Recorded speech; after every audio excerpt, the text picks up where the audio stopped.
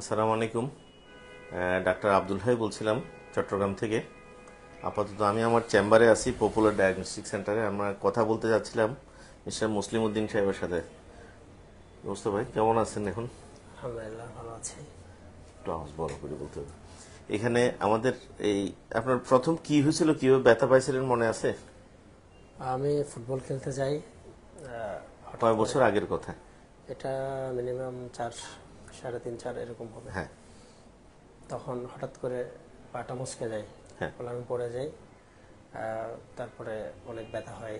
এরপরে এমআরআই করাই, এখানে আসে এই ACL ছিঁড়ে যায়। এখানে এই যে 3.5 বছর দেরি কেন হলো চিকিৎসা করতে? আসলে আমি মানসিকভাবে একটু প্রস্তুত ছিলাম না, বিষয়টা অনেক ভয় পাইছিলাম। ভয় পাইছেন, তারপর আবার চিকিৎসা নিয়ে এটা কি না কি হয়। জি এক হচ্ছে লিগামেন্ট সার্জারি, লিগামেন্ট ইনজুরি কি, আবার সার্জারি কি, জি সব মিলাই সাহস জোগাড় করে প্রস্তুত হইতে হইতে জি জি দেরি হয়ে গেল। তারপর তো আমরা পরীক্ষা নিরীক্ষা করলাম, এখানে যেটা পাইলাম এন্টার ক্রুশিয়েট লিগামেন্ট ইনজুরি ছিল এবং ল্যাটারাল কোলাটারাল লিগামেন্ট ইনজুরি ছিল, সাথে ওনার মিডিয়াল মেনিসকাস ইনজুরি ছিল। কিন্তু ব্যাপারটা ছিল 3.5 বছরের পুরাতন। জি আপনাকে আমরা কি অপারেশনের আগে বলছিলাম না যে মেনিসকাস রিপেয়ার লাগলে অনেকগুলো অ্যাঙ্কর এবং অ্যাঙ্করের দাম অনেক টাকা? জি জি এটা বলছিলাম না? জি আলটিমেটলি তো লাগে নাই। না, লাগে না। আলটিমেটলি কি ওই খরচটা কি লাগছে? না, জি না, লাগে লাগে না। না। মানে হচ্ছে কি, আমরা যেহেতু ওনার 3.5 বছরের পুরাতন ইনজুরি ছিল, দুইটা লিগামেন্ট ইনজুরি, এটা শিওর ছিলাম। মেনিসকাস ইনজুরিও ছিল, কিন্তু মেনিসকাস ইনজুরি অনেক সময় রিপেয়ার করা যায়, অনেক সময় রিপেয়ার করা যায় না।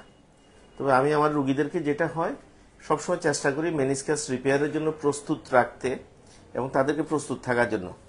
কারণ অল ইনসাইড অ্যাঙ্কর বা ইনসাইড আউট অ্যাঙ্কর যেগুলি একটু দামি হওয়ার কারণে রুগীদেরকে কিন্তু একটু বড় একটা বাজেটের কথা বলি যে আপনারা এই ধরনের একটা বাজেটের জন্য প্রস্তুত থাকবেন। যদি সম্ভব হয় চেষ্টা করবো আমরা মেনিসকাস রিপেয়ার করার জন্য। এমনই তো বলছিলাম মনে। স্যার, তো ওনার ক্ষেত্রে আলহামদুলিল্লাহ যেটা দেখা গেছে কি মেনিসকাস রিপেয়ার করার মতো বড় টিয়ার ছিল না, শুধু কিছু ফাইবার ছিঁড়া ছিল বা ওই ইনার রিমে হোয়াইট জোনে ছিল, যেটা আমরা ব্যালেন্সিং করে দিছি। ব্যালেন্সিং করে দেওয়ার কারণে পেইনটা হয়তো কমে গেছে। আর ACL এবং PLC দুইটা লিগামেন্ট রিকনস্ট্রাকশন করলাম। একটু কি দেখাবেন কিনা একটু?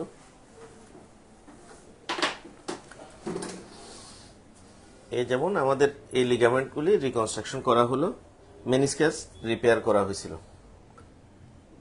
এখন আমরা ওনাকে সাথে সাথে ব্যায়ামগুলি করতে দেই, কিন্তু ওনার ব্যায়ামের কিছুটা স্বল্পতা থাকার কারণে কিন্তু ওনার এখনো থাই মাসেলগুলি কিছুটা কি শুকনা আছে, তাই না? জি শুকনা থাকার কারণে কিন্তু কি প্রবলেম হয়, যেটা অনেক